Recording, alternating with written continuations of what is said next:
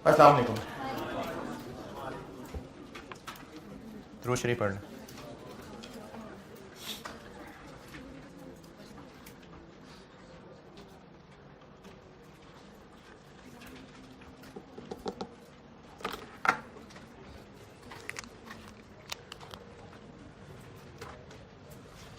Total budgeted FOH कितने?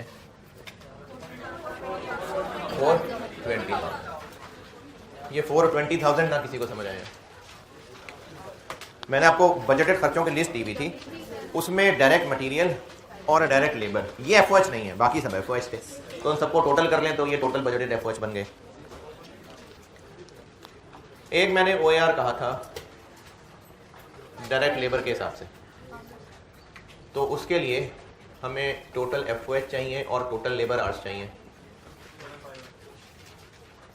अच्छा, आपको टोटल लेबर आवर्स डायरेक्टली नहीं बताए हुए, लेकिन ये पता है कि वेज रेट 400 रुपए पर आवर था। तो टोटल वेजेस कैसे बनी होंगी?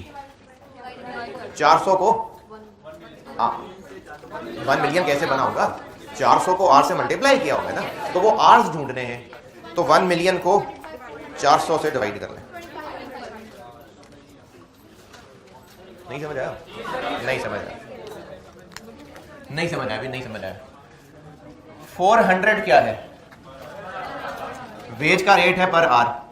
अगर ये पूछा जाए, इस सवाल से हट के बात कर रहा हूं, अगर ये पूछा हो कि अगर 1 घंटा वर्कर काम करे तो 400 रुपए वेज रेट है, टोटल साल की वेजेस इसकी कितनी बनी होंगी, कैसे कैलकुलेट करेंगे? इनटू पूरे साल में जितने आवर्स काम करेगा वो, तो उन टोटल आवर्स से मल्टीप्लाई करेंगे तो पूरे साल की कॉस्ट निकलेगी। या 12 महीनों से 12 से डिवाइड कर दो, नहीं, रुपीस पर आवर है तो इनटू आवर्स करना पड़ेगा। ये किया होगा तो 1 मिलियन रुपए बना होगा। मैंने आपको 1 मिलियन रुपीस बताई थी डायरेक्ट लेबर कॉस्ट।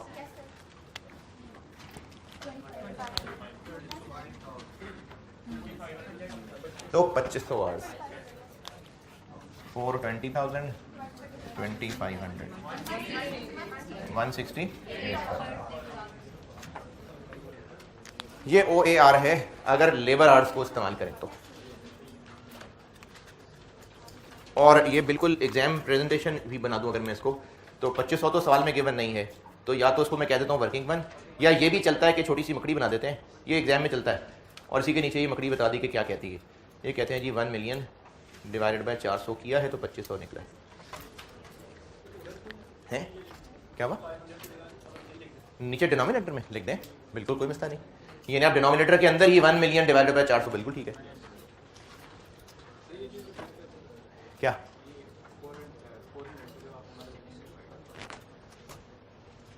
अगर वेज रेट, चले बाकी भी जिनको नहीं समझ आया वो भी दोबारा सुने। अगर रेंट 5,000 पर मंथ है, साल का रेंट कैसे निकलेगा? इनटू 12, क्योंकि पर मंथ था तो 12 महीनों से डिवाइड कर दिया।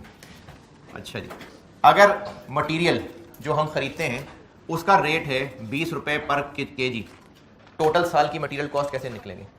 इनटू 12, फिर इनटू जितने केजीज हम इसके इस्तेमाल करेंगे। अगर वेज का रेट 400 रुपए पर आर है तो टोटल लेबर कॉस्ट पूरे साल की कैसे निकलेगी? Into hours. अब ये आर से मल्टीप्लाई किया था तो 1 मिलियन बना था, अब आपको ये नहीं पता था तो 1 मिलियन पर से डिवाइड कर ले, आवर्स आ जाएंगे। ये स्विचिंग के कब मल्टीप्लाई कर रहे हैं कब डिवाइड कर रहे हैं, ये बहुत चल रहा है कॉस्ट अकाउंटिंग के अंदर। ये काम शुरू की क्लासेस में थोड़ी सी प्रैक्टिस भी कराने की कोशिश की थी, तो ये काम बहुत चल रहा है आगे कॉस्ट के अंदर, पक जाएगा आस्ता आस्ता। 2500 अभी तक ना समझ आया हो किसी को?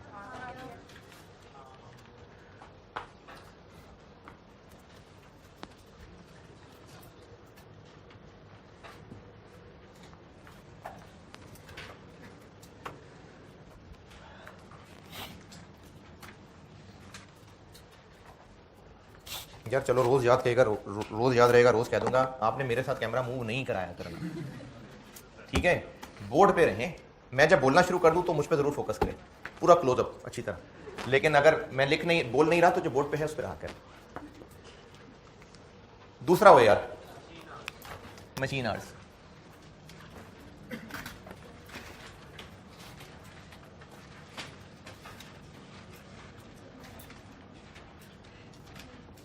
मशीन आवर्स मैंने बताए थे 3000, तो आंसर आ गया 1 पर मशीन आवर। पर मशीन आवर या पर आवर, ठीक है।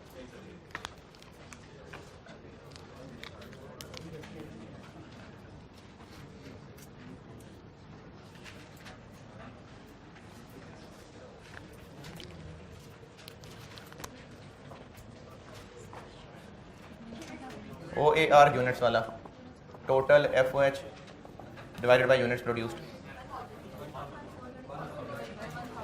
तो 420,000 divided by 1000,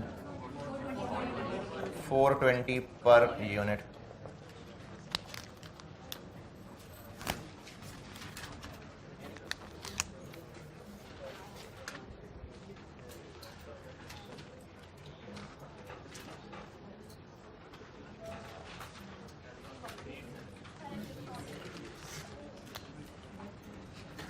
direct labour cost, total budgeted FOH, total budgeted direct labour cost, 420,000 divided by 1 million, 42%।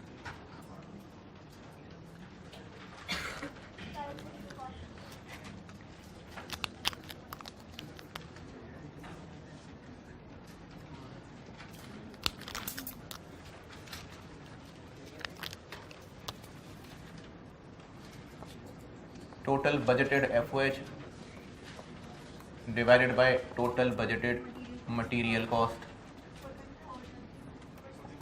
420,000 over 6 lakh, 70%।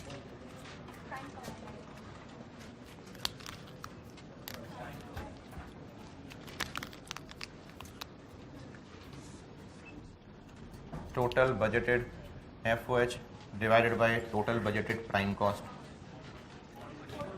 420,000 divided by 6 lakh 1 और 10 लाख 1, 16 लाख, 0.25%।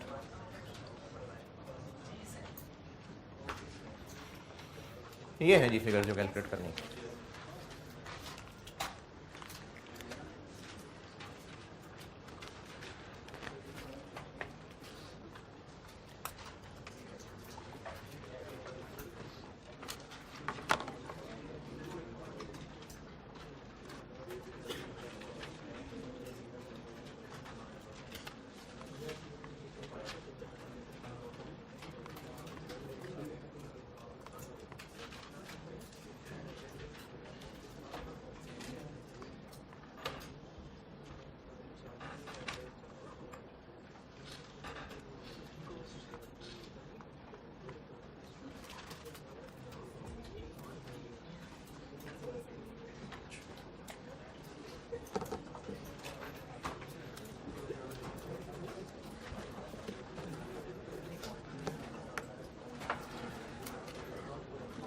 अच्छा, मुझे अगर आप लेक्चर नंबर लिखते हैं तो बताइएगा, मैंने NRB किस लेक्चर से पढ़ानी शुरू की थी?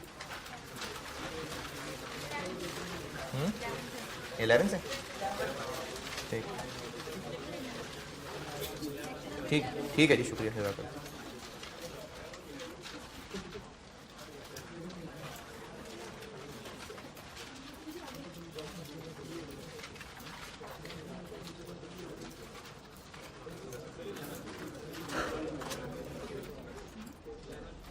जी ठीक है जज़ाकल्लाह, सही है। ऑनलाइन वालों का टेस्ट लगा रहा था तो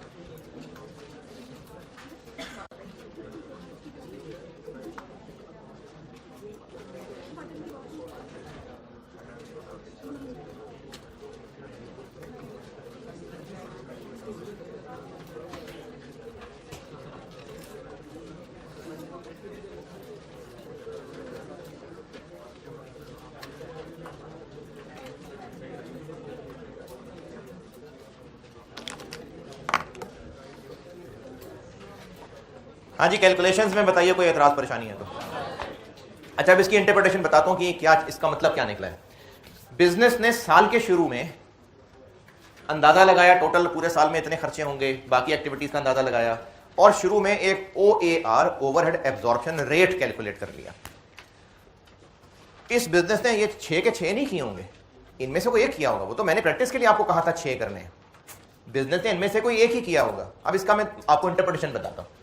साल के शुरू में ये रेट निकालना यानी 168 रुपीज पर लेबर आवर, इसका मतलब ये है कि अब इस पूरे साल में जब भी वर्कर्स काम करेंगे तो वर्कर का 1 घंटा काम करना, उसके साथ इतने ओवरहेड्स भी हो जाया करेंगे। इस रेट की इंटरप्रिटेशन ये है कि मैनेजमेंट ने साल के शुरू में एक रेट निकाल लिया कि अब इस पूरे साल में जब भी वर्कर्स काम करेंगे, डायरेक्ट वर्कर्स, तो वर्कर्स का 1 घंटा काम करने से इतने ओवरहेड्स भी हुआ करेंगे। अब इस रेट का फायदा क्या है? बिजनेस आगे कोई भी प्रोजेक्शंस कर सकता है। जैसे एक जॉब मिली है, जैसे मैंने कोर्स की मिसाल दी थी, और वो काम 10 घंटे में करना है, तो इस रेट से फायदा क्या होगा? बिजनेस ये जान पाएगा कि अगर मैं ये 10 घंटे काम करूंगा तो मेरे कितने ओवरहेड्स होंगे? 168 इंटू 10। तो इस रेट की इंटरप्रिटेशन ये है कि हमने शुरू में एक रेट बना लिया कि जब भी वर्कर्स 1 घंटा काम करेंगे तो उसकी सपोर्ट में इतने ओवरहेड हुआ करेंगे।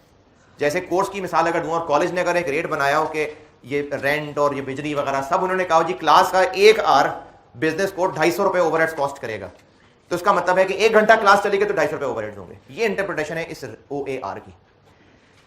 इसी तरह से इसकी भी यही इंटरप्रिटेशन है 140 पर आवर। क्या केस पूरे साल में है? नहीं, पूरे साल में आगे जब मशीन 1 घंटा चलेगी तो बाकी सारे ओवरहेड्स 140 रुपए के हो जाएंगे। क्या फायदा हुआ इसका? आइंदा हमने जब भी प्रोजेक्शन करनी होगी कि अच्छा इतने घंटे चलाएंगे तो क्या होगा, इतने घंटे चलाएंगे तो क्या होगा, तो इसको मल्टीप्लाई करके हम टोटल प्रोजेक्शन जान सकते हैं। इसकी क्या इंटरप्रिटेशन है कि बिजनेस इस पूरे साल में जब भी यूनिट्स बनाएगा तो 1 यूनिट बनाने पे इतने रुपए का डायरेक्ट मटेरियल लगेगा, इतने रुपए का डायरेक्ट लेबर लगेगा और इतने रुपए का एफओएच लगेगा। जो मैंने बिल्कुल इस चैप्टर के शुरू में इंट्रोडक्शन में कहानी सुनाई थी, ये हम चीज असल में जानना चाह रहे थे कि 1 यूनिट के लिए कितने रुपए का एफओएच लगा करेगा। तो इस OAR पर यूनिट 420 रुपए पर यूनिट की इंटरप्रिटेशन ये है कि इस साल हम जो भी यूनिट बनाएंगे 1 यूनिट पे इतने रुपए एफओएच हुआ करेगा, और डायरेक्ट मटेरियल डायरेक्ट लेबर भी ऐड कर लेंगे तो 1 यूनिट कितनी कॉस्ट हुआ करेगी। तो बस ठीक है, साल के शुरू में पता लग गया जो मैंने इस चैप्टर का इंट्रोडक्शन बताया था। ये तीनों वाली, ये जो तीनों पर आर पर यूनिट वाली बात आई समझ? इधर आते हैं। इस 42% की इंटरप्रिटेशन ये है कि हम जो भी इस साल में काम करेंगे, थोड़ा कम जितना भी ज्यादा, उस काम पे जितनी लेबर कॉस्ट आया करेगी उसके 42% के बराबर जो अमाउंट निकलेगी उतने ओवरहेड्स भी आया करेंगे। 42% ऑफ लेबर कॉस्ट OAR की इंटरप्रिटेशन ये है कि इस पूरे साल में अब जब भी हम काम करेंगे तो उस काम पे जितनी डायरेक्ट लेबर कॉस्ट आया करेगी उस पे एफओएच भी कितना आया करेगा? उस लेबर कॉस्ट के 42% के बराबर। यानी अगर हमने इस साल में कोई ऐसा काम किया जिसपे 1 लाख रुपए लेबर कॉस्ट आएगी तो 42,000 रुपए एफओएच भी आएंगे। अगर हमने इस साल को ऐसा काम किया कि जिसपे 2 लाख रुपए डायरेक्ट लेबर कॉस्ट आएगी तो फिर 84,000 एफओएच भी आएंगे। ये इस OAR का मतलब है। इसका क्या मतलब है कि हमने इस साल में अब जो भी काम किया, जो भी प्रोडक्ट्स बनाए, उन पे जितनी डायरेक्ट मटेरियल कॉस्ट आएगी उसकी 70% के बराबर एक्स्ट्रा एफओएच भी आया करेगी। यानी इस साल हम कुछ यूनिट्स बनाएंगे जिन पे 2 लाख रुपए का मटेरियल लगेगा, तो उस 2 लाख रुपए में से 70% एफओएच होगा। ये मतलब है? नहीं, 2 लाख रुपए मटेरियल लगेगा और 1,40,000 रुपए के एफओएच भी आएंगे। तो ये एक लिंक बना दिया, एक जोड़ बना दिया किसी ना किसी वेरिएबल के साथ, किसी ना किसी फैक्टर के साथ। अब इससे मैनेजमेंट को अंदाजा हो जाएगा, प्रोजेक्शन करने में हेल्प मिलेगी। इन्होंने एफओएच का एक रेट बना लिया। इसकी क्या इंटरप्रिटेशन है कि आइंदा जो भी काम करेंगे उस काम को करने पे जितनी प्राइम कॉस्ट लगा करेगी उसके 26.25% के बराबर एफओएच भी लगा करेंगे। तो इनमें से बिजनेस जो मर्जी OAR यूज करना चाहिए, बिजनेस की मर्जी। इंटरप्रिटेशन ये है जो आपको बताइए। हाँ, साल का शुरू है ना, बजटेड। मैंने तो बार बार वर्ड बजटेड नहीं लिखा, लेकिन ये सब बजट्स हैं, ये सब एस्टिमेशंस हैं। अच्छा, अब साल का एंड आ जाए और ये जो हमने सारा अंदाजा लगाया था एग्जैक्ट तो इससे डिफरेंट होगा, तो उसका क्या करेंगे? तो वो मैंने इस चैप्टर के 2 हिस्से बांटे थे, तो वो दूसरे से मैं बताऊंगा। अभी हम इसी की प्रैक्टिस चल रहे हैं। अभी मैं OAR ही पे चल रहा हूँ, जब साल के एंड पे लाऊंगा तो फिर वो हेडिंग दे दूंगा पार्ट बी करके। ये परसेंटेज में क्यों है? क्योंकि ये रुपीस कैंसिल हो गए, प्रोपोर्शन रह गया बस एक। जैसे मैट्रिक में मार्क्स 1000 में से 800, तो कितने परसेंट बने? वो इसलिए बने क्योंकि आप बचपन से काम करते आ रहे हैं कि जी 1000 में से 800, तो अब ये 1000 भी मार्क्स हैं, ये 800 भी मार्क्स हैं, तो पीछे एक प्रोपोर्शन रह गया, इसलिए कहते हैं जी मेरे 80% मार्क्स हैं। तो चूंकि रुपीस कट गया तो पीछे फिर बस एक प्रोपोर्शन रह गया, उसको एज अ परसेंटेज बता दिया जाता है। ये प्रोपोर्शन आ गया ना। प्रोपोर्शन क्या आ गया कि अगर 1 मिलियन लेबर कॉस्ट हो तो 4,20,000 FOH होता है, 100 रुपए लेबर कॉस्ट हो तो 42 रुपए FOH होता है, तो इसी को परसेंटेज कहते हैं। इन तीनों में चूंकि रुपीस आ रहे थे तो इन तीनों का आंसर परसेंटेज की शक्ल में है। OAR साल के शुरू में कैलकुलेट हो रहा है, इसके लिए बिजनेस की मर्जी कि जो मर्जी बेस बना के OAR निकाले, ये बिजनेस की मर्जी है, और आपके लिए एग्जामिनर की मर्जी, वो सवाल वाला बताएगा कौन सी बेस बनानी है, और अगर नहीं बताएगा तो क्या करना है वो भी मैं आपको भी सवाल कराता हूं, तो आगे नोट्स बता दिया करूंगा चैप्टर में। OAR की इंटरप्रिटेशन ये है कि साल के शुरू में एक रेट बना लिया कि OAR का एक रेट बन चुका है, अब इसका फिर इस्तेमाल कैसे करेंगे? इसका इस्तेमाल क्या है अभी तो मैं बता रहा था कि हमने जो इसका रेट निकाला उसको यूज करके टोटल तक पहुंच सकते हैं। जैसे इसके लिए क्या इस्तेमाल होगा इसका कि अगर एक लेबर आर के ऊपर इतना FOH आना चाहिए तो अब इसका यूज क्या करें? हम प्रोजेक्शन कर सकते हैं कि अगर 10,000 घंटे हुए तो FOH क्या होगा, 20,000 हुए तो FOH क्या होगा, 1 घंटा हुआ तो FOH क्या होगा, तो इसका फिर ऑनवर्ड यूज होगा, वो भी इस चैप्टर में आगे पढ़ेंगे, इसको अप्लाइड भी कहते हैं।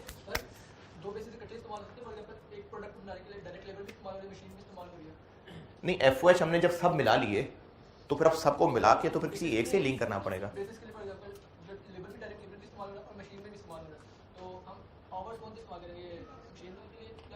हम कौन है, स्टूडेंट या बिजनेस? वो देखेगा ना कि इसका ज्यादा बेहतर ताल्लुक किससे बनता है। जैसे मैंने AC की मिसाल दी थी, तो AC क्लासरूम में चल रहा है, तो AC का ताल्लुक नंबर ऑफ स्टूडेंट से भी है या नहीं है?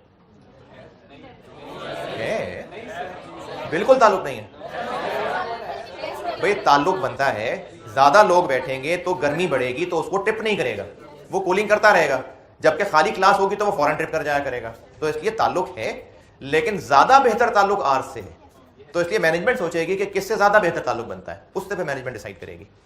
स्टूडेंट को बताया होगा। हाँ, बेस एक डिवाइड में तो एक ही चीज ला सकते हैं ना, या तो लेबर आर आएगा या मशीन आर आएगा, यूनिट्स आएंगे, कोई एक ही चीज आएगी। तो मैनेजमेंट ने देखना है कि कौन सा ज्यादा बेहतर है।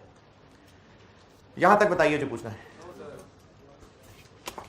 अच्छा, अब एग्जाम क्वेश्चंस के लिए इसमें मजीद, ये तो एक सिंपल फार्मूला हो गया, खर्चा डिवाइडेड बाय बेस, ये OAR का फार्मूला है। अब इसको पेपर में सॉल्व करने में क्या क्या मसाइल आएंगे, उन तक पहुंचने से पहले एक पास पेपर का सवाल कर लेता हूं जो कि उन मसाइल के बगैर है, ताकि इसकी एक एग्जाम प्रैक्टिस भी सामने आ जाए। फिर मसाइल पढ़ाता जाऊंगा, उनकी प्रैक्टिस में एग्जाम क्वेश्चंस करते जाएंगे।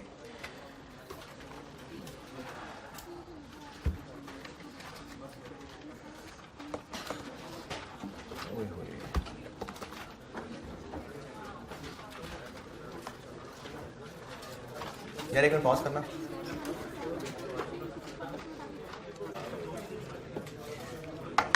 अच्छा, इसको ओवरहेड एब्जॉर्प्शन रेट क्यों कहते हैं वो समझा रहा हूं नॉलेज के लिए।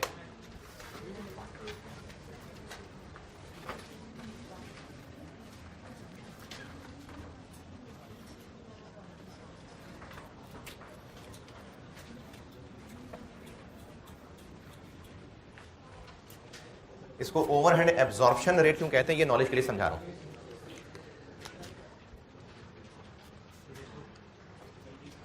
एक एग्जांपल समझिए, वो बढ़ जाएगा, जैसे ध्यान दीजिए क्या बता रहा हूं मैं, क्या हो रही है बात। ओवरहेड एब्जॉर्प्शन रेट को ओवरहेड एब्जॉर्प्शन रेट क्यों कहते हैं? एक घर में 5 फैमिली मेंबर्स रहते हैं, अम्मा अब्बा भी हैं, औलाद है, बाकी किराए का घर है, घर के सारे खर्चे हैं, तो जो टोटल खर्चा है घर का महीने का वो 50,000 रुपए है। सबका पांचों का मिला के 50,000 रुपए खर्चा है। इस घर में कमाने वाले 2 लोग हैं, चलो 2 बेटे हैं, वो दोनों कमाने वाले हैं जी।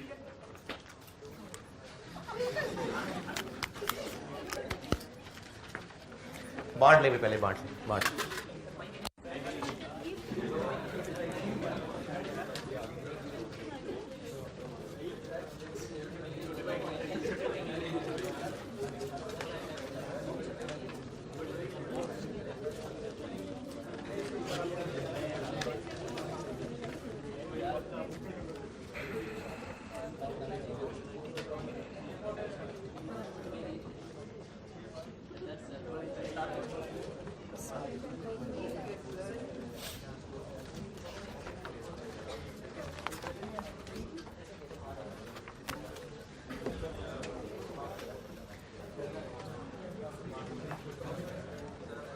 एक घर में 5 फैमिली मेंबर्स हैं और उस घर का जो पूरा खर्चा है वो 50,000 रुपये महीने का।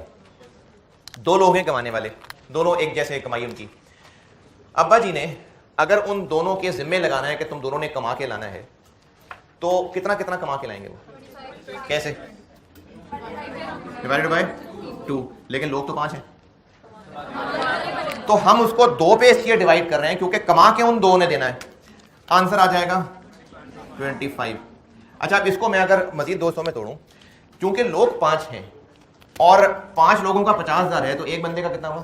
10,000। तो वो जो कमाने वाला है 10,000 तो उसका अपना डायरेक्ट है, ये तो उसका अपना खर्चा है। लेकिन जो बाकी 3 लोग हैं वो भी तो उन्हीं दोनों ने कमाना है ना खर्चा। अपना अपना तो ठीक है, ये दोनों कमा लेंगे, लेकिन जो बाकी 3 लोग हैं उनका खर्चा भी यही एब्जॉर्ब करेंगे, यही बर्दाश्त करेंगे। तो खर्चा सबका, लेकिन डिवाइड किस पे हो रहा है? सिर्फ कमाने वालों पे, ताकि ये पता चल जाए कि इसने जो कमा के लाएगा 10 तो उसका अपना खर्चा है, बाकी 15 इसमें क्यों शामिल किया जाए कि बाकियों का इस पे एब्जॉर्ब होगा। अब इसको एफओएच की जबान से देखते हैं। डायरेक्ट मटेरियल, डायरेक्ट लेबर, जो प्रोडक्ट बन रहा है, डायरेक्ट मटेरियल, डायरेक्ट लेबर, तो उसका अपना खर्चा है ही है।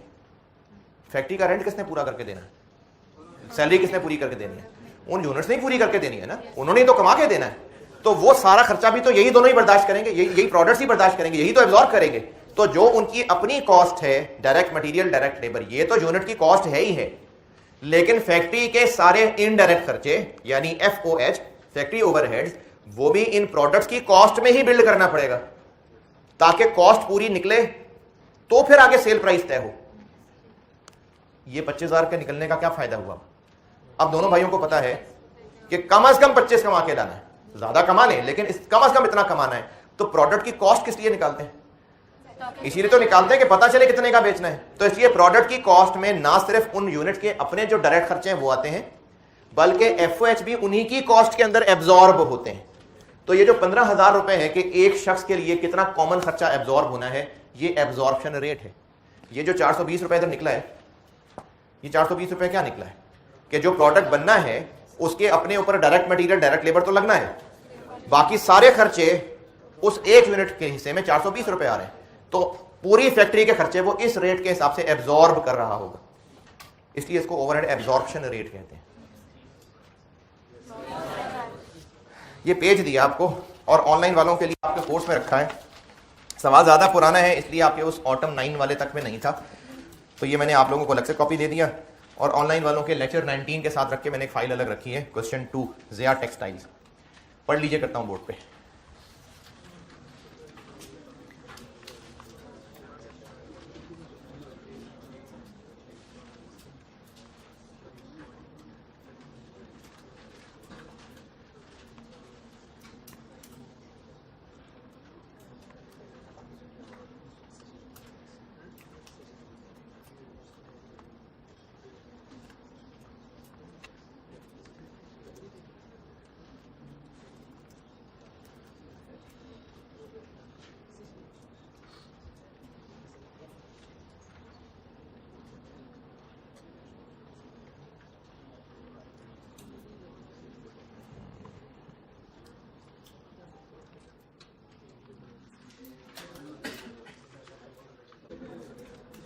कितना अर्सा लगेगा भाई सवाल पढ़ने में? कर भी लिया होगा।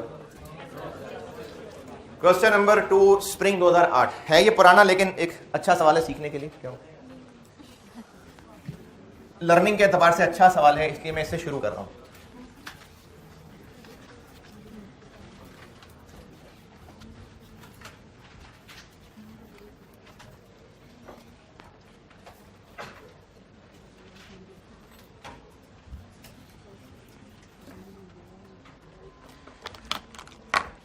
ओवर OAR कैलकुलेशन अभी मैंने जस्ट फार्मूला बताया है और आगे इसमें जो मसाइल हैं वो बताऊंगा कल से। उन मसाइल की इस सवाल को करने की ज़रूरत नहीं थी, इसलिए अभी सवाल करा रहा हूँ। सवाल का डाटा ये है कि इस बिज़नेस का एक कटिंग डिपार्टमेंट था,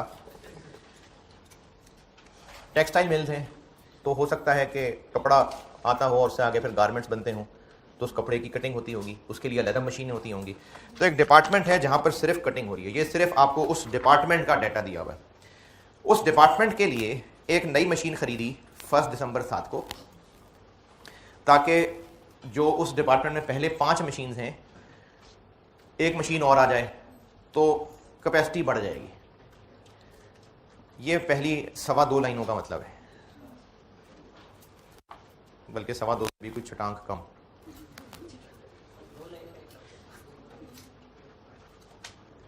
हाँ जी, अंग्रेजी। उसके बाद इस नई मशीन का डाटा बताया है कि इस नई मशीन की लाइफ 10 साल है, रेजिडुअल वैल्यू 1 लाख होगी, स्ट्रेट लाइन मेथड है। पहले पैराग्राफ की अंग्रेजी में कोई मसला? हाँ, मुझे भी नहीं पता, लेकिन इस पूरे सवाल का कॉन्टेक्स्ट देखें तो क्या इस जुमले में क्या कहा होगा? बढ़ाने के लिए, सपोर्ट करने के लिए, तो ये मतलब होगा गवर्नमेंट का। तो पहले पैराग्राफ की कहानी ये सुनाई है कि एक कटिंग डिपार्टमेंट में 5 मशीन पहले से थी, एक नई मशीन और ले आए हैं, तो अब वो हो गई हैं टोटल 6। 1 दिसंबर 7 का वाकया है। अगला पैराग्राफ, ये जो नई मशीन है इसको इंस्टॉल होने में टाइम लगेगा और 1 फेब को कहीं जाकर ये अवेलेबल होगी। The new machine will be available to cutting department with effect from 1 February 2008 full stop. कि वो जो दिसंबर 7 में खरीदी थी तो अब ये अवेलेबल फॉर यूज फरवरी से होगी। अच्छा, जो मुझसे पढ़ रहे हैं FAR 1 डेप्रिसिएशन शुरू करा दी हुई है मैंने, और जो कहीं और से पढ़ रहे हैं मेरा ख्याल है डेप्शन तो खत्म भी होगी है?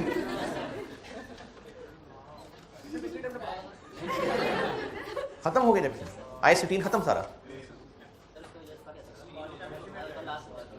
IAS 16 खत्म हो गया। ओ है,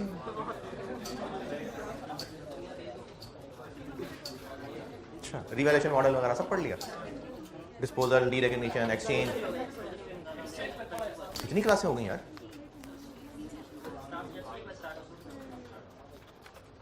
अच्छा, 4 घंटे की क्लास होती? 4 घंटे की क्लास होती? 2.25 घंटे की क्लास होती, तो डबल क्लास होगी ना। अच्छा, फिर ठीक। चले, इसका मतलब सब लोग डेप्रिसिएशन पढ़ चुके हैं, क्योंकि इसमें डेप्रिसिएशन की कैलकुलेशन करूंगा सामने। तो मशीन अवेलेबल होगी 1 फेब को। बाकी चीजें स्किप करके मैं रिक्वायरमेंट पे आया हूं। रिक्वायरमेंट में कहा हुआ है कि 2008 ईयर के लिए OAR निकालना है। अब OAR तो नहीं लिखा, लेकिन इस सवाल का डाटा से आपको अंदाजा हो जाएगा कि ये OAR के चैप्टर का है सवाल। और मशीन आर रेट कहने से क्या पता चल रहा है कि OAR based on machine hours. तो ये बेस बता रही, OAR based on machine hours. क्या हुआ? ईयर एंड नहीं बताया तो बस 2008 का है, तो दिसंबर ही होगा। नहीं, आपको 2008 ईयर का पूछा है ना, तो जनवरी से दिसंबर ही होगा ईयर। अगर नहीं बताया कि कब से कब है, तो जनवरी से दिसंबर ही होगा। तो क्या हुआ? दिसंबर 7 में डेप्शन करेंगे? नहीं करेंगे, अवेलेबल ही नहीं था। तो 2008 ही है पहला साल, और आपको 2008 अकाउंटिंग ईयर नहीं बताया, तो वो जनवरी दिसंबर ही होगा फिर, वरना और क्या होगा? और क्या रखें? जुलाई से जून रख लें, अप्रैल से मार्च रख लें, अक्टूबर से सितंबर रख लें, नहीं अगस्त से जुलाई रख लेते हैं, नहीं मई से अप्रैल रख लेते हैं, बल्कि छोड़े नवंबर से अक्टूबर रखते हैं। तो इसलिए फिर जनवरी दिसंबर ही ठीक है। अच्छा, रिवाइज्ड का वर्ड क्यों लिखा है रिक्वायरमेंट में? क्योंकि पहले इस बिजनेस के कटिंग डिपार्टमेंट में 5 मशीनें मौजूद थीं और उनका यकीनन कोई ना कोई बिजनेस ने OAR भी निकाला होगा, लेकिन अब 6ठी मशीन आने की वजह से अब इस डिपार्टमेंट में कमाऊ पूत हो जाएंगे ज्यादा, 6 मशीनें हो जाएंगी, तो इसलिए फिर एक नया रेट निकालना पड़ेगा। तो आपसे कहा है कि 2008 का 6 मशीनें आ जाने के बाद अब कटिंग डिपार्टमेंट का OAR निकाल दें, जो कि होगा रुपीस पर मशीन आर। ये करना है हमने सवाल। तो हमने इसमें सिर्फ नई मशीन के खर्चे लेने हैं या पूरी 6 मशीनों के? 6 मशीनों के। ये सवाल की अप्रोच हो गई कि सवाल में एक नई मशीन का जिक्र है, लेकिन रिक्वायरमेंट में पूछा हुआ है पूरे डिपार्टमेंट का रिवाइज्ड, यानी टोटल पूरे डिपार्टमेंट का। तो सवाल की अप्रोच क्या लेके चलें, कैसे करेंगे सवाल हम? पूरे साल के एफएच ले लेंगे और टोटल आवर्स ले लेंगे, तो डिवाइड करके रुपीस पर आ जाएगा। ये करना है हमने सवाल के अंदर। ये बात समझ आ रही कि हमने क्या करना है? तो टोटल एफएच निकाल लेते हैं। Question 2 spring 2008, total budgeted FH निकालते हैं।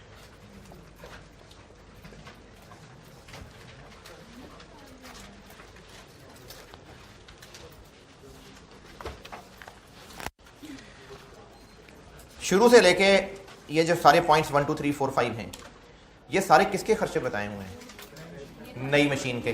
तो हमें क्या सिर्फ नई मशीन का OAR निकालना है? नहीं, हमें तो पुरानों के भी खर्चे चाहिए थे। तो चलो नई के तो लिखे ना, पुरानों का भी कुछ ना कुछ बंदोबस्त हो जाएगा। जो खर्चे नई के दिए वो तो लिखें। चले जी, नई मशीन के ओवरहेड गिनना शुरू कर दें सवाल के शुरू से। हाँ जी, नई मशीन के एफएच लिखने सारों के, पूरी 6 मशीनों के लिखने, लेकिन अभी सवाल में दिए ही एक मशीन के, तो उसके तो लिखे ना, बाकी 5 का भी आगे को बंदोबस्त होगा। तो नई मशीन से रिलेटेड ओवरहेड गिनना शुरू कर देते हैं जी। क्या क्या है जी? सबसे पहले डेप्रिसिएशन है, क्योंकि पहले पैराग्राफ से हमें इसकी डेप्रिसिएशन की इंफॉर्मेशन मिल गई। कॉस्ट बता दी, आरवी बता दी, लाइफ बता दी, स्ट्रेट लाइन बता दिया, तो इसीलिए बताई है कि डेप्रिसिएशन निकालें। और पहले दूसरे पैराग्राफ की पहली लाइन से पता चल गया कि हमने गिनना कब से शुरू करना है। तो नई मशीन की डेप्रिसिएशन हो जाएगी, कॉस्ट कितनी? 13 lakh minus RV divided by useful life, लेकिन इनटू 11/12 110 है जी। 11/10 10 क्यों? एक साल की डेप्रिसिएशन, हमें सिर्फ 11 महीने चाहिए।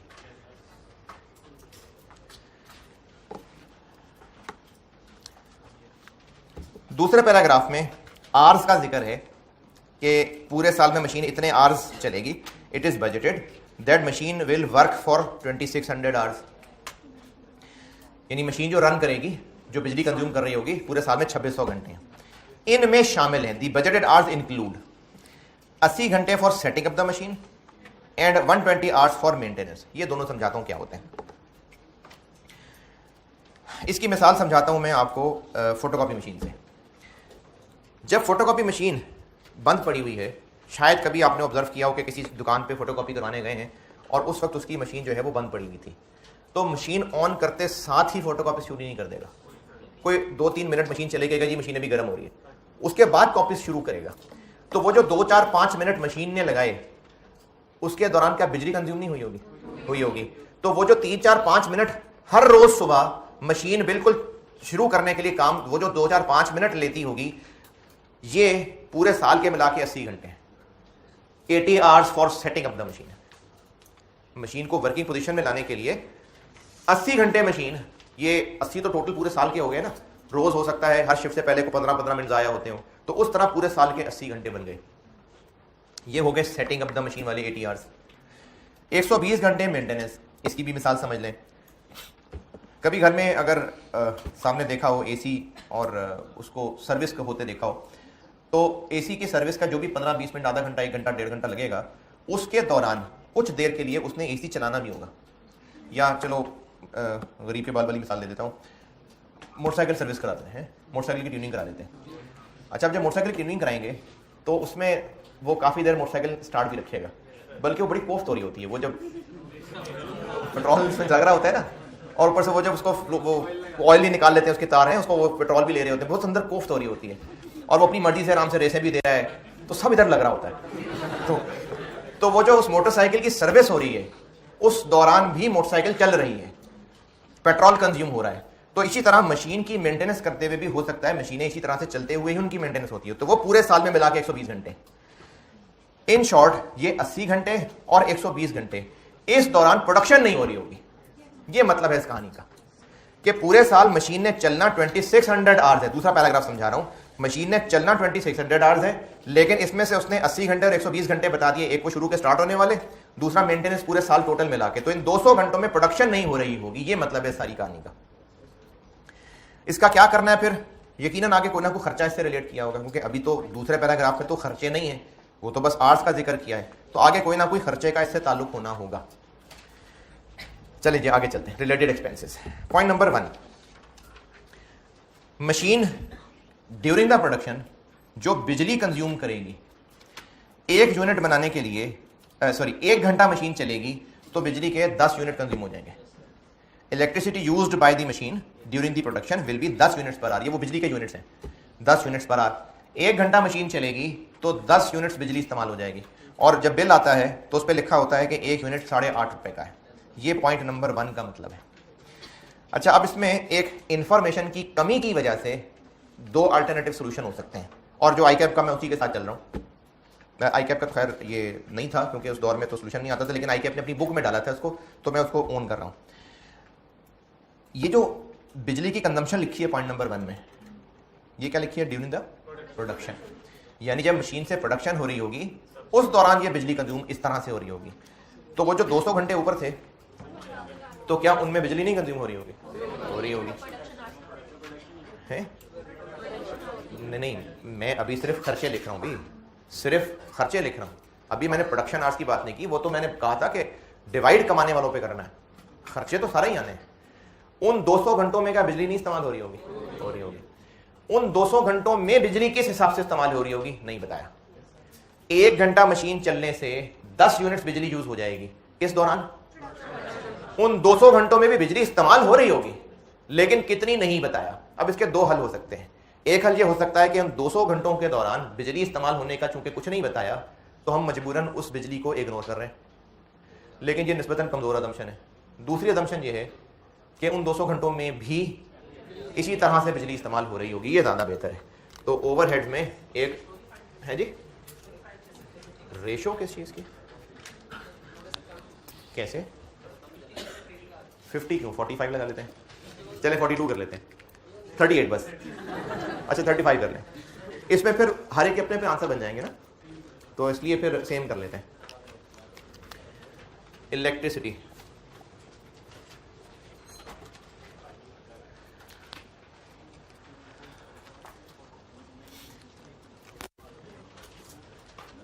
अच्छा ये जो अभी ये बच्चे ने बात पूछी और मैंने भी चलो आगे से जवाब जो दिया, बाकी भी हंस पड़े, इसमें मैं 2 एक्सट्रीम्स बता रहा हूँ।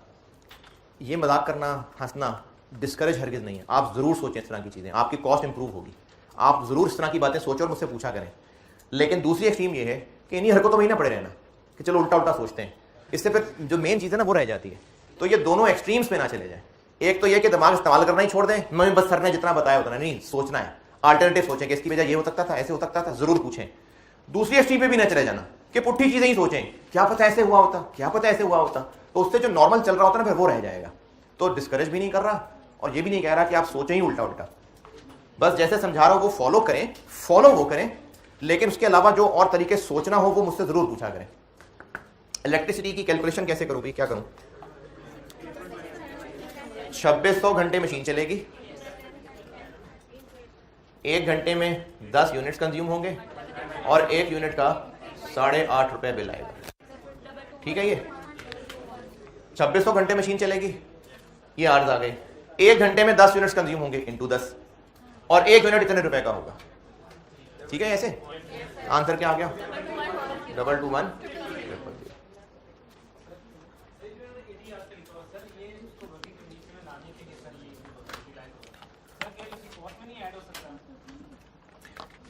ये जो उसने कहा ना, it is budgeted that machine will work for 2600 घंटे, तो ये वर्किंग कंडीशन में लाने के बाद की बात होगी या पहले की होगी? देखिए सेटिंग अप में ना दोनों बातें ली जा सकती हैं। एक आपको जो मैंने फोटोकॉपी मशीन की मिसाल दी, और ये बहुत प्रैक्टिकल मिसाल है। जब भी कोई भी हैवी मशीनरी स्टार्ट होती होगी तो स्टार्ट होते साथ ही नहीं रनिंग शुरू कर देती। बाइक है आपके पास? है नहीं, वैसे बाइक सर्दियों में स्पेशली स्टार्ट करते साथ ही नहीं रेस देके भगा देते, थोड़ी देर रखते हैं जरा पेट्रोल सारा थ्रू हो जाए, तो वो जो 2 4 5 सेकंड तक बाइक स्टार्ट रखी हुई है तो वो पेट्रोल तो हो रहा है ना कंज्यूम। ये सेटिंग अप है। अगर आप इसकी जगह वो मतलब लें जो आप कह रहे हैं कि ये वर्किंग कंडीशन में लाने के लिए थी कि 80 घंटे इसको वर्किंग कंडीशन में लाने में लगे, अगर आपने ये मतलब लेना है तो फिर जो ऊपर लिखा है ना, it is budgeted that machine will work for 2600 घंटे, उससे फिर ये क्लैश कर रहा है। जब कह रहे हैं मशीन विल वर्क फॉर 2600 घंटे ड्यूरिंग द ईयर, तो ये वर्किंग कंडीशन में आने के बाद ही गिनती शुरू हो रही होगी ना, तो इसलिए ये 80 घंटे वही है जो रोज स्टार्ट होने पे टाइम जाया होता होगा। अच्छा, जो बात कल समझाने की कोशिश कर रहा था ना, उसको मैं एक और तरह बताता हूँ। यहाँ 2600 क्या है? 10 क्या है? Units per hour. 8.5 क्या है? रुपीज पर, इसलिए रुपीज है। तू काट दिया, दोबारा कैसे करूँगा? क्या नहीं, मैंने तो नहीं लिखे यूनिट्स, नहीं लिखे मैंने, लाजमी तो नहीं है, मैंने नहीं लिखे। ये तो मैं आपको अंडरस्टैंडिंग बता रहा था, और इसकी जरूरत तब पड़ेगी जब आप उन सवालों में फंसेंगे जब आपको ये नहीं समझ आ रहा होगा कि जो डाटा दिया हुआ है इसको मल्टीप्लाई करना है कि डिवाइड करना है, वहां पर ये नसीहतें काम आएंगी।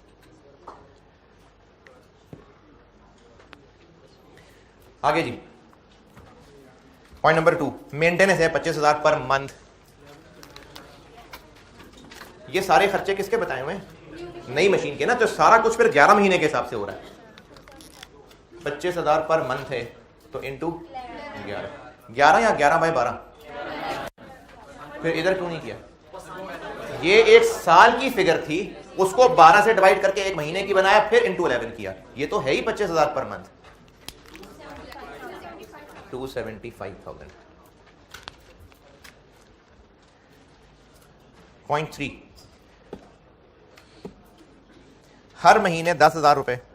Machine requires replacement of a part, हो सकता है कोई फिल्टर विल्टर चेंज होते हो हर महीने, at the end of every महीने, which will cost 10,000 on each replacement. यानी हर महीने कुछ पार्ट्स रिप्लेस होते होंगे और उन पर 10,000 रुपए खर्च आता होगा। आसान अल्फाज में 10,000 पर मंथ।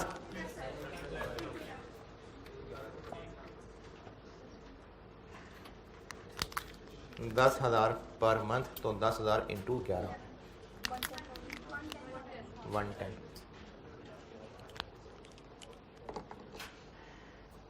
मशीन के ऑपरेटर की सैलरी होगी 9,000 पर मंथ।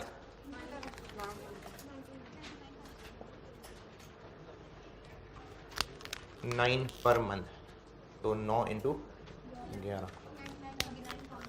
99,000।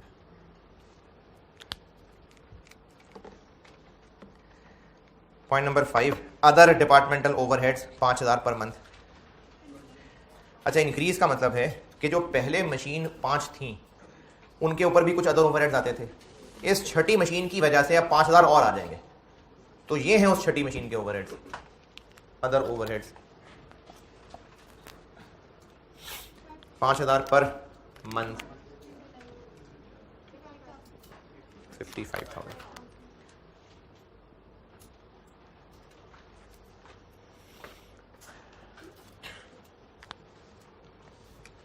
ये हो गए नई मशीन के सारे ओवरहेड्स। अच्छा, बस काफी है? ये अब टोटल ओवरहेड हो गए? नहीं, हमें पूरे डिपार्टमेंट का ओआर निकालना है, तो पूरे डिपार्टमेंट यानी 6 के 6 मशीन के ओवरहेड्स आने हैं। ये तो भी सिर्फ नए के हैं। अगर मैं एग्जिस्टिंग मशीन्स के भी ओवरहेड्स यहां लिख दूं,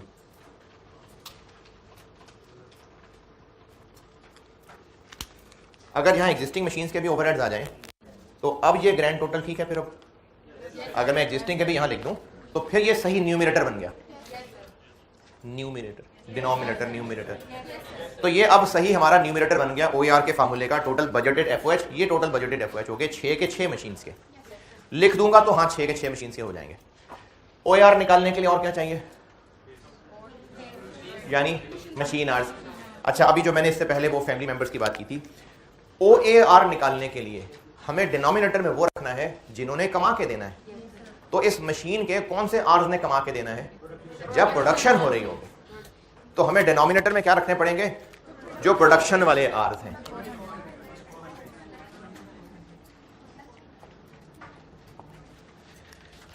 जो नई वाली मशीन है इसके 2600 में से 2400 प्रोडक्शन वाले आवर्स होंगे, और एग्जिस्टिंग मशीन्स के, ये लास्ट पैराग्राफ में दिया हुआ है कि एग्जिस्टिंग मशीन्स 12,500 घंटे वर्क करेंगी, जिनमें से 900 मेंटेनेंस के होंगे, तो बाकी प्रोडक्टिव होंगे। 12,500 में से 11 600।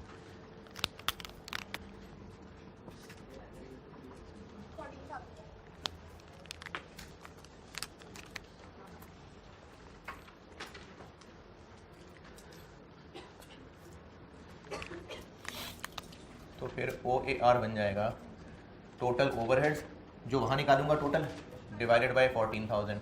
ये होगा जो सवाल की रिक्वायरमेंट थी, इतने रुपए पर मशीन आर। जो यहाँ ओवरहेड्स का टोटल लिखा होगा, एग्जिस्टिंग के भी खर्चे टोटल आ जाएगा, this divided by this.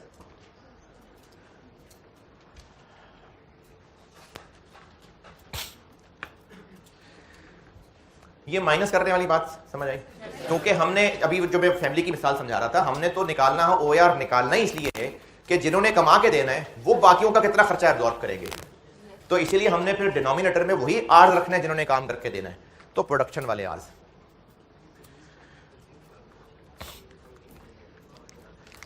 Existing machines के हमें अलग अलग खर्चे तो नहीं दिए, उनके टोटल ही मैं यहां लिखने लगा। ये लाइन नजर आ रही है या नहीं? चले नहीं आ रही, सही, इधर देख ले। ये लाइन मैं यहां लिख के दिखा रहा हूं।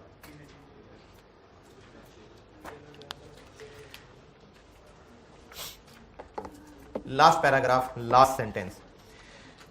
प्रेजेंटली कटिंग डिपार्टमेंट के जो एग्जिस्टिंग मशीन है, प्रेजेंटली अभी की बात हो रही होगी, उनका 390 रुपए पर प्रोडक्टिव आवर रेट है for recovery of running cost of existing machines. इस सेंटेंस का मतलब है presently the cutting department is charging 390 रुपए पर productive hour for recovery of running cost of existing machines. इसका मतलब है कि अभी एग्जिस्टिंग मशीन्स का OAR 390 है, क्योंकि मैंने ओवरहेड एब्जॉर्प्शन रेट का नाम ओवरहेड रिकवरी रेट भी बताया था। तो ये इस सेंटेंस में इन्होंने ये बताया कि एग्जिस्टिंग मशीनों का OAR 390 है, लेकिन हमें तो यहां टोटल चाहिए ना, तो इनको 8 से मल्टीप्लाई कर लें। 390 को किससे मल्टीप्लाई करें? 12,500 के 11,600।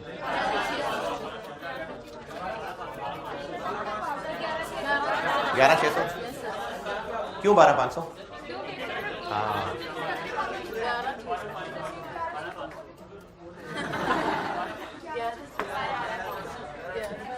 अच्छा, जिनको 12,500 लग रहा है उनको 12,500 इसलिए लग रहा है क्योंकि यहां पर भी तो हमने 2,600 लिखा है, यहां तो 2,400 नहीं लिखा।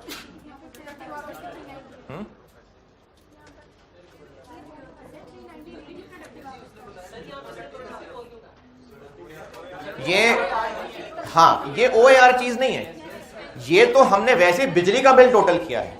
अच्छा, 390 को यहां मैं, जिनको 11,600 या 12,500 में कंफ्यूजन है, बताता हूं। 390 ओरिजिनली इससे पहले जो 5 मशीन थी उसके हिसाब से निकला हुआ था। कैसे कैलकुलेट हुआ होगा?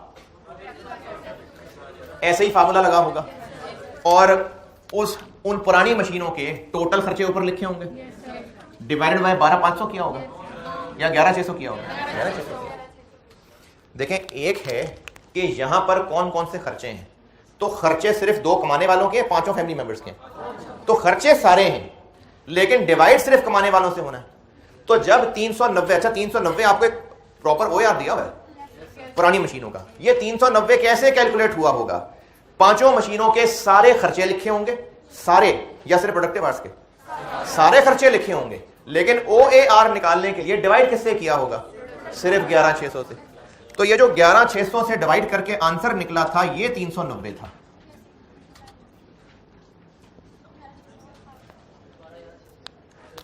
ये चाहिए,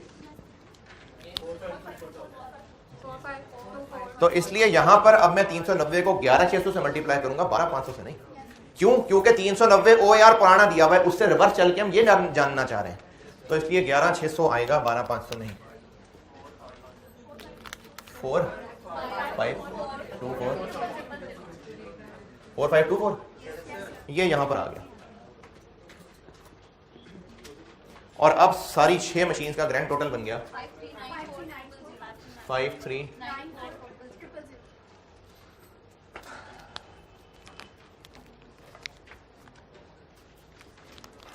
और ये आ गया यहां पर 539400 385 पॉइंट। जब भी कोई रेट निकाला करें ना 2 डेसिमल तक जाया करें। तो अब ये उन 6 कंबाइंड मशीन्स का OAR निकल आया। ये बोर्ड की सैर आस्ता आस्ता करा दे यार जरा जी।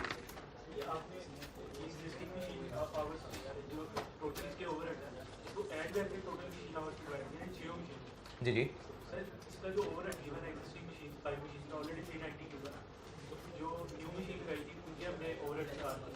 हमने ना OAR पूरे डिपार्टमेंट का लगाना है, पूरे डिपार्टमेंट का।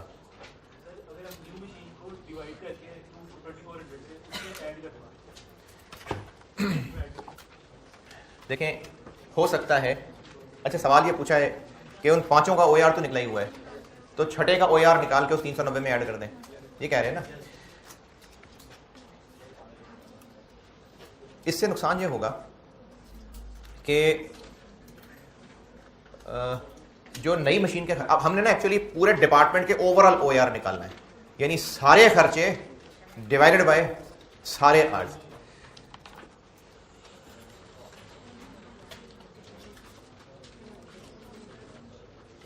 अच्छा एक मिसाल जहन में आ रही है, क्लास में 90 स्टूडेंट्स थे, ठीक है, इन सब की एवरेज एज 19 ईयर्स थी। कैसे किया होगा? सबकी एज टोटल की होगी, डिवाइडेड बाय 90 किया होगा, एवरेज एज 19 आ गई। एक स्टूडेंट और आया जो कि 21 साल का था, तो आप ये कह रहे हैं कि इनकी जो एवरेज एज निकली थी उसमें 21 रुपए ऐड, 21 साल ऐड कर दें, ये नहीं सही ना। हमें क्या करना चाहिए, अब इसकी एज भी उनके फिर से टोटल में मिलानी चाहिए और 100 से डिवाइड करना चाहिए, फिर एवरेज निकलेगा। हाँ यार इस क्लास में कोई गड़बड़ है, कोई है जो है। सब क्लासों में रोजाना की हदीस सुना रहा हूँ, इस क्लास में नहीं बन रहा टाइम। कोई आप में से ऐसा है जिसकी वजह से काम नहीं हो पाया?